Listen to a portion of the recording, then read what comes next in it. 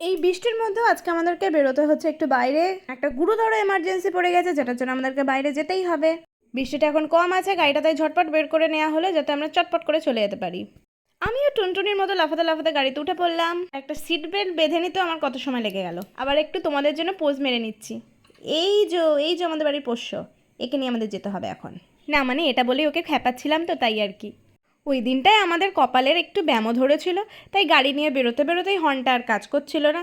আবার তাকে গ্যারেজে নিয়ে আসা হলো, তারও চিকিৎসা করা হলো। গাড়ি চিকিৎসায় সুস্থ হলে আমরা চললাম রাস্তা দিয়ে। যে কাজের জন্য বেরিয়েছিলাম সেই কাজটা তাড়াতাড়ি করার জন্য আমাদের গাড়িকে বললাম, চল এবার ভাই তুই তাড়াতাড়ি তাড়াতাড়ি ফাইনালি কিন্তু এবার চলেই এলাম। ছোট থেকে প্রতি বছরই ও এখানে আসে, তাই ওই তাড়াতাড়ি গিয়ে বেলটা বাজালো। হে তোমাদের সাথে তো আলাপই করায়নি, ও হচ্ছে আমার ছোট্ট দেওর। আর কি কারণে এসছে এক্ষুনি দেখতে পারবে, দাঁড়াও। ওর প্রতি বছরই মাথায় কিছু পোকা কিলবিল করে, সেই পোকাগুলোকে তাড়ানোর জন্য প্রতি বছর কাকুর কাছে আসে আর ইঞ্জেকশন ফুটিয়ে যায়। আসলে আমরা বাড়ির সবাই মিলে না ওকে এই বলেই খ্যাপাই। গেছে বেচারা ইনফ্লুয়েঞ্জা ভ্যাকসিন নিতে, আমরা সবাই এভাবে ওকে খেপাতে খেপাতে নিয়ে গেছি, খেপাতে খেপাতে নিয়ে এসেছি। কাকুর ডলাডলিতে হয়নি, এবার আমার শাশুড়ি মাও ডলাডলি করতে শুরু করে দিয়েছে। ইনি হলেন ওর জেঠিমা। কাজ শেষ হয়ে গেছে, এবার আমরা গাড়িতে উঠে পড়লাম। উঠেই ওকে আমি বলছিলাম আর কি, আমার ভিডিওর জন্য তো একটু কাঁদতেও পারতে। ও বলছে ছেলেরা আবার কাঁদে নাকি। আমি বললাম না কাঁদলেও আমার জন্য কাঁদতে পারতে। আসলে বোঝে না, বাচ্চা ছেলে তো, পরে পরে শিখিয়ে নেব।